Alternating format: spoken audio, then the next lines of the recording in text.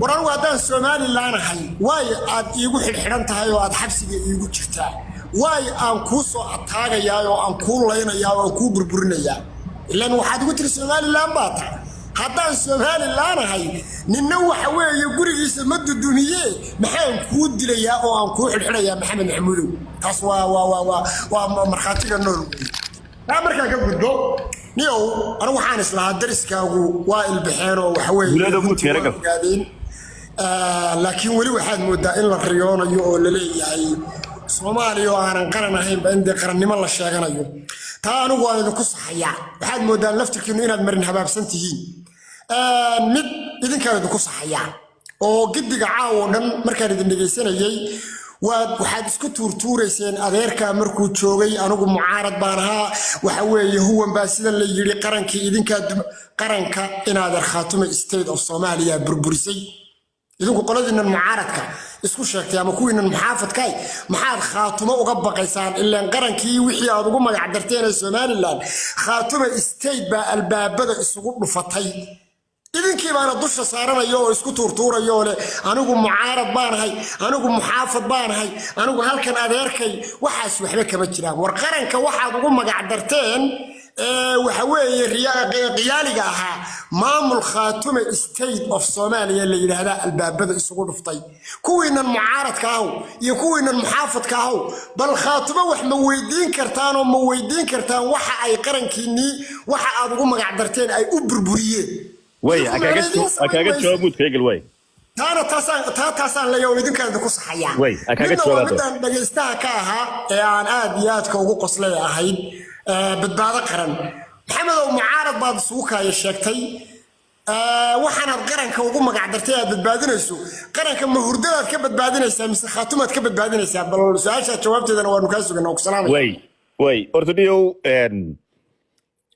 anigu waxaan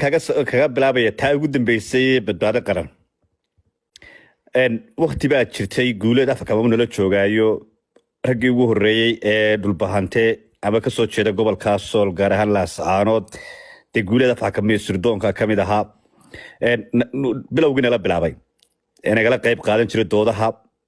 waayo anagu waxaan wadnay afkaar ahayd inaanu xukuumad dalka kamaanaan horman qaran laakiin xukuumad inaanu dhaliilno oo in xukuumadda saxno oo khaladaad hadii xukuumad leedahay ama halka aan soo dhigi jirno sheegi jirno waxaasad khaldantiin reer Laascaanoodna aanu u aaminsanayn niman Somaliland dalkan leh oo torta badbaado qaran taasay ahayd tan markaan kala hadlo aad leedahay maxaabiis baa ii xiran oo waxaan la dagaalamayaa qarankii baa la dagaalamaya ni horta marka dib taariikhda iyo mandaqada iyo caalamka ba weegto gobol kamida Somaliland baa tahay gobolada Somaliland dhexdeedana colaad way ka dhaxdhici karaan maxaabiistan waxay ku xidhayeen Somaliland dhexdeeda dal kale kuma xidhna maanta hadii dal kale ku xidhayin beesha caalamka soo dhaxgali lahayd mandaqada soo dhaxgali lahayd United Nations soo dhaxgali lahaa midowga Afrika soo gala jaamacadda carabta soo gali lahayd hatta wadamada ugu dhow erga soo gali lahaa oo laga arrimin lahaa maxaabiista la kala haysto hadii Soomaaliya iyo Somaliland islaayaan oo maxaabiista kala haystaan waxay ma lahayd in beesha caalamka soo dhaxgasho laakiin maanta maxaabiistan waxay ku xidhayin Somaliland dhexdeedii kuwa adiga Hargeysa ku xidhan waa isla Somaliland kuwa Laascaanood ku xidhani waa isla Somaliland waa qaranka dhexdiisu ma ku xidhayin waxaana tahay gobol kamid ah Somaliland oo la dagaalamay xukuumad waad qabsateen siyaasad ahaan iyo aragti ahaan baa isku diidi kartaan xukuumadda dagaal baa yimid xukuumaddu hadii ay shacabkeeda maatida Laascaanood amba shacabkiyo maxasta xasuuqayso 9 bilood may dul taagnaateen oo inta aad soo tuurtaan oo ka soo baxdaan Laascaanood buurta sayidka iyo maraaga iyo tukaraq iyo gooja cadda inta timaadaan ma rasaasaysan dib u meedan yaacdeen gabiga Laascaanood dikum daakin bay ka dhigi lahayd doonayso inay xasuuqto way maatiyo shacab may jooga ka qaxiseen jabhadun baa joogtay laakiin waxay hayd xukuumad shacabkeeda iyo maatideeda dhowranaysa oo ilaashanaysa aragtida laga soo maanguuriyay meel fog ee la isnacsiiyay xukuumadda Somaliland iyo idinkana aragti waxay ahayd meel fog ka timid oo ilaa Kenya ilaa Jigjiga ilaa Farmaajo meel fog bay ahayd dadkiinuna dad Somaliland oo Somaliland jecel baad ahayd laakiin aragtida la ingiliyo waa taa haddaba niyow qabiil isma haysan qaran isma haysan xukuumad baa isaysan waxaan aaminsanahay colaadda iyo waxaan way iska dhamaan doonaan Somaliland xadka dhowr iyo konton kilo sameeyay aynu ognahay ee la kala qaybiyay markii Afrika la qaybsanayay xadkeenu waxa weeyaan waa yoocada garowe dusheeda weey laas caanoodna waa Somaliland aragti ahaan imika waxa jira way iska dhamaan doonaan oo wax dhamaan doona qarankan Somaliland waa qaran aynu wada leenahay waayo haddii maanta dhulbahanta Somaliland uu ka maqnaan lahaa baarlamaanka Somaliland maad fadhideen maanta saddexdii dhadhaare dalka ugu sareeyay fulintii sharci dejintii ayaad maanta fadhidaa kii labaad baad joogtaa maanta waa sharci dejintii waa baarlamaanka gudoomiye ka tahay waxa la aaminsan yahay amba dhamaan shacabka Soomaaliland ba aaminsan yihiin og yihiin dhulbahanta inay Soomaaliland yihiin haddaanad ka mid ahayn xilka maad qabateen laakiin gobol wuu kici karaa oo imika ruushka waynu aragnay Nigeria waynu aragnay South Africa waynu aragnay Ethiopia waynu aragnay waxa dhici karta inuu gobol kaco oo gobol diido systemka iyo nidaamka dawladda ku socoto imika waynu aragnay decree يعني سي إثيوبيا وسهر شدان حتى نواس لإثيوبيا واس للدلكيون قبل كودا سوق السهر شدا إني كم من نقطة وناس للدلكيون سكستي ولا سكودي مركا نيجيريا كم تهاي سود أفريقيا دا مركا وحوي وات قبل الصومال كم داتين أركتي أهم وات كسهر شدان أركتي هالإنجليزية وندرسنا لكن هذا الصومال لاندرا أيات هاي للبهانتنا والصومال لان أركتي أصلا ويس كذا ما دونتا سبب تا إمك ليدين دايي laydin dowrayo inaad idinku fikirtaan way dhulbahanta waa inaad ka fikirtaa inanka jaamacadda maanta geli lahaa nugaal ee laascanad ku taala biyaha macaan heli lahaa waxbarashada heli lahaa caafimaadka heli lahaa shaqada heli lahaa in qori aad u dhiibtaan uu qori qaato oo duleedka fadhiyo oo maanta dhan halka habeen iyo maalin halka joogo waxa ka fiican sidii uu magaalada Hargeysa u iman lahaa Burco u tagi lahaa Boorama u tagi lahaa Iyaanba Maxamed oo ku dhaafay oo hay'adaha uga shaqeyn lahaa wasaaradaha uga shaqeyn lahaa oo dalkiisa wax uga qabsan lahaa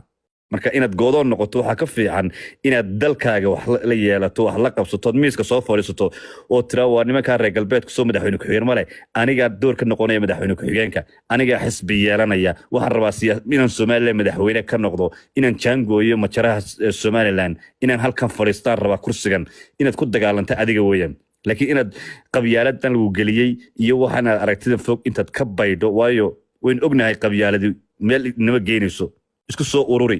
maanta nin dhulbaanta tahay haddaad laas caanood oo aad tagto oo xanuunsanayso cid kugu dhow wax ku tareen haddaad baahan tahay kugu dhow wax ku qabaneen qabyaalad weyn ognahay inaan faa'iido lahayn waa magac guud oo la sheegto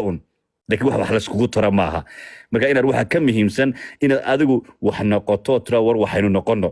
war dadkeena waxaynu la qabsano aynu la qaybsano war dalban ulana Soomaaliland la yiraahdo waliba maanta aamin siyaasigaaga haldoorkaaga ganacsadahaagu intuu waxay aaminsan yihiin Puntland bay tageen Soomaaliya tageen meel walba way mareen halka kaliya tay naf iyo nolol ku heli karaan ee wax u qabsan karaan waa Somaliland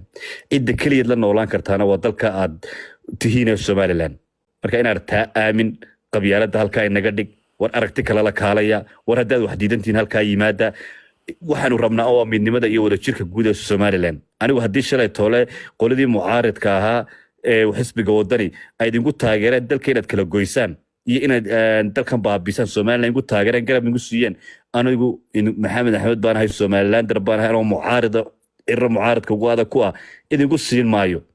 waxaan aaminsanahay Somaliland tiin xukuumadana mucaarad ku ah laakiin qaranka mucaarad ku meey idin soo raaci maayo hataa inaad dumisaan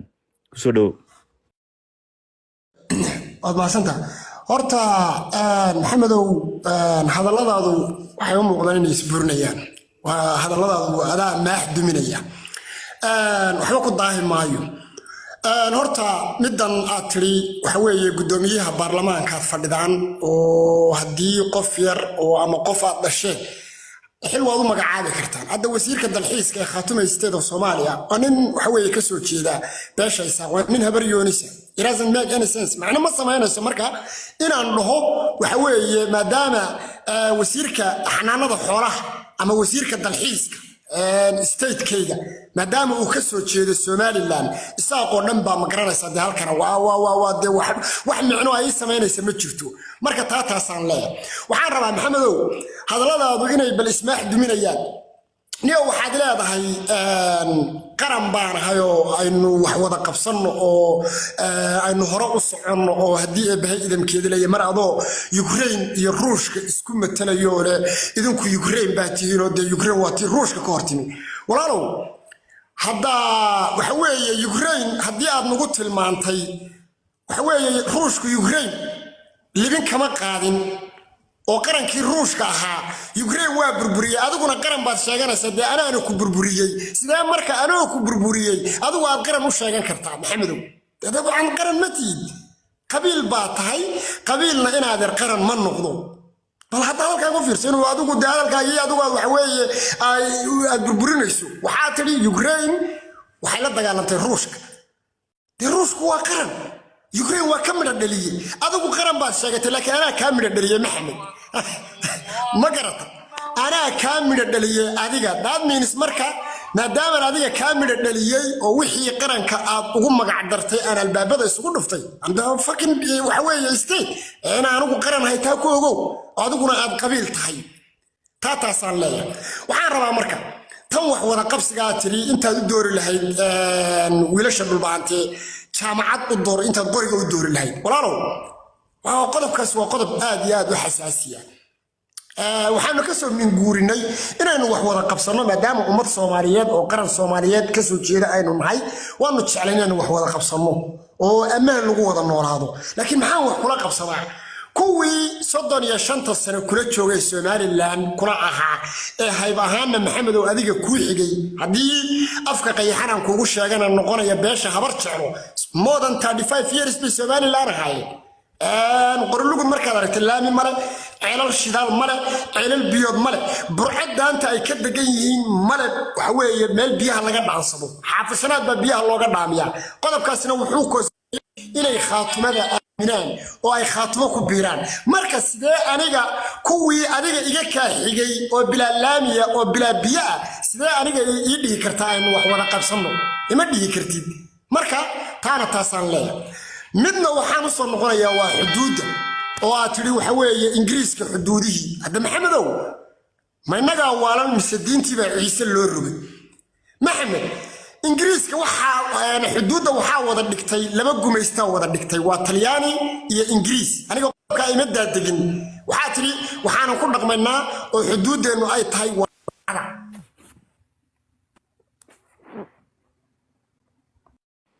حمدو لبا كل بس وقال هذا الكلام ما يستوي هذا ليس مدة ويدين با هذا ما يستوي أفكي حكومة كوالي سعدك محمدو لا يكون هلا يا أنا أفكر ما كون هلا يا يموت كوب هلا أنا كهلا ما فاهم سعدوي محمدو قدبك حدود هاد كدواجسay walaalow de xuduudda waxaynu ognahay laba gumaysta wada dhigtay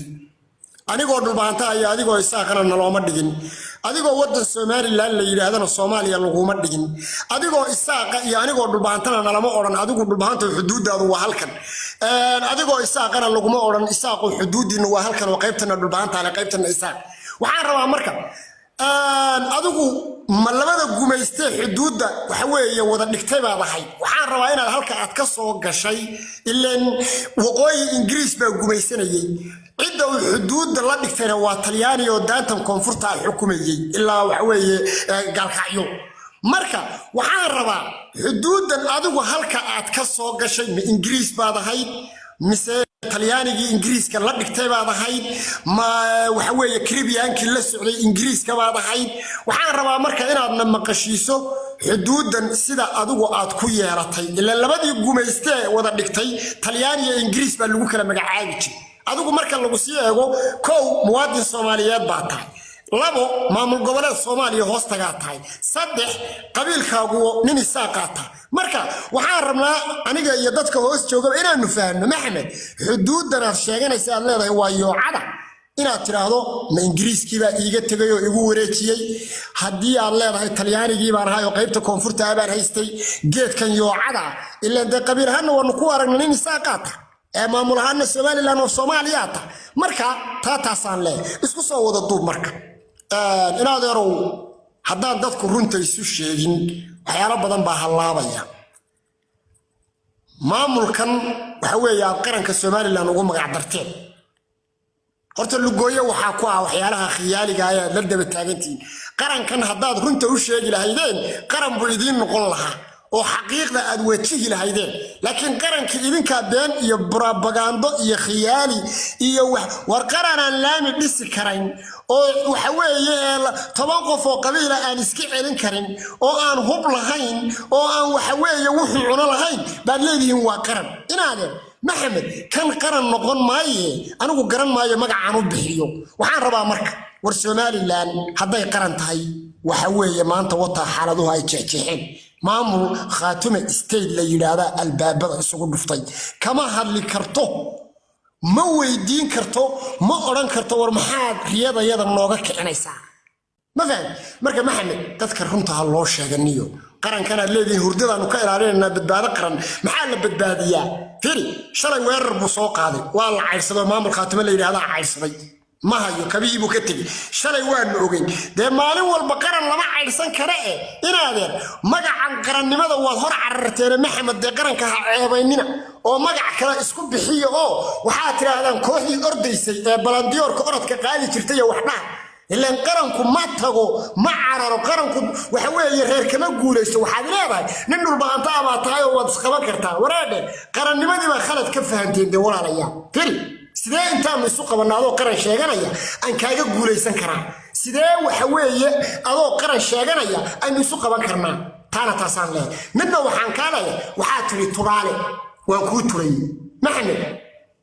doodu barigi dagaalku socday hadallada hadda halkan ka maqlayay hadalladii markaa lagu hadlayay waa kala duwanaayeen hadeeyo cadan soo xiranaayo inta qaranku halka joogo waanu taagnaanaynayo halkan argagixisa ku jirto hebel baa cabdimadooba soo duulay maanta ma turaalay xaalkii uu isugu beeshubta inaadan lama tulayn wax tulaalana meesha kuma aadan hayn isirna caybna iguma aadan tulin maamul ahaanna iguma aadan tulin dantaa kuu run sheegtay maxamed waan kaa adkaaday walaalle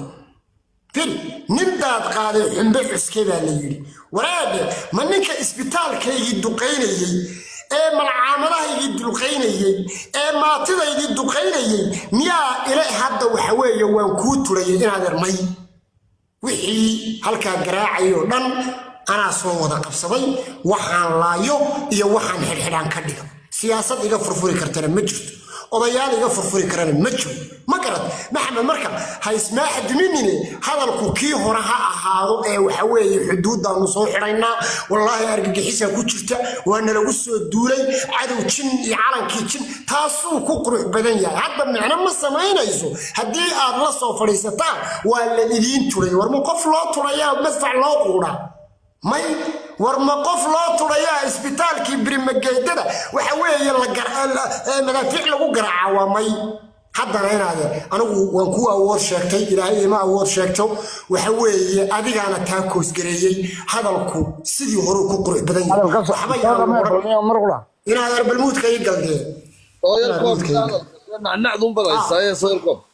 wadaniga hadalku u baxaniyo إلى الملك قال والله هلا يا حين إن قد بالرمضان بالوجرة يوداقد سكتوركني وحنيو قطعتنا تانا تصل لي اليوم مركب محمد عاودا هالكاسان فديي والله وانقصني في حلي ما يقدم مات وحن لا يابنا مد هالكا كسو بودي وحكولي حسبي بدباده قرن حسبي قرنكا حسبي هالكن ورابي انا وحن لا ياهي ور محمد ميو واني اللي قولنا ندرس كان دلك افتبي وحال يراهدان انه رئيس مال waa dad walwaalan caawun baan soo ogaadeen dad walwaalayiin war qaran kana leedii waanu badbaadinaynaa ilmaale rayaal idinku maydan dumin maamul khaatime la yiraahdo dumiyay maamulkan bal intaad is wada raacdaan waxa tiraahdaa firdhiyo qaranka yagii muxuu ilaahay kuugu saliday oo aad u burburis maxaad annaga ma garanaysaa sida noogu qoodha داوحي فردية حكومتي أي سنوية بعد إذنك إسقاط الستان أنا أقول معارض بانها وأنا جهل كان قضية مصبيحها تاجري أنا أقول كان هذا شو ما حبكم وشقكم مدين قرنك عدة الدمية ولا قرنيا وحاد الدمية فردية عدر بونا كير ورأنا هنا تكي وضد أوقل لي كل النهر أساس وين ولا عينه أنا كتشوتري محمد مركب فردية قرأ وحاطر هذا فرديو إلى هذا المحاد قرنك يجي ساوقش وأنا كم حوالي سلام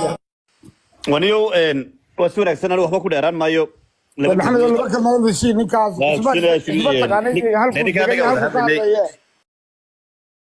maantana xukuumad kale aad joogta amba aragtidii mid lamid aad yeelanaysaan amba aragtida ka duwan marka mar walba waxa tahay in Somalilandra qarankeenuna waa Somaliland amba xukuumadda saya amba reer iyo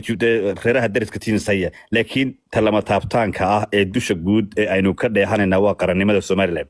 anagu sida arrimika shalay badbaado qaran u lahayn aynu xukuumadda u dhaliilno qaran ma dhaliilno xukuumadda Somaliland baan haysanaa maxaan ku haysanaa xindaabkii qarannimada ku soo dabaalo hadii ay socon weydana inaanu taayirka banjarino Cabdiraxmaan Erar meeshii ka dago aanu qaranka cid kale oo majaraha u qabata aanu helno oo qaranka badbaadadiisa iyo horumarkiisa keenta marka adigu qaranka Somaliland baa tahay Soomaalina waxba kaama dhaxeeyaan meel kalena waxba kaama xigaan qarankaas aynu wadanahay oodina abka dhow waana diidi kartaa waayo anigu waxaan aaminsanahay ninka dhulbahante in aragti meel laga soo maanguuriyay in la geliyay oo jijiga iyo meela laga keenay taasi oo la doonayay in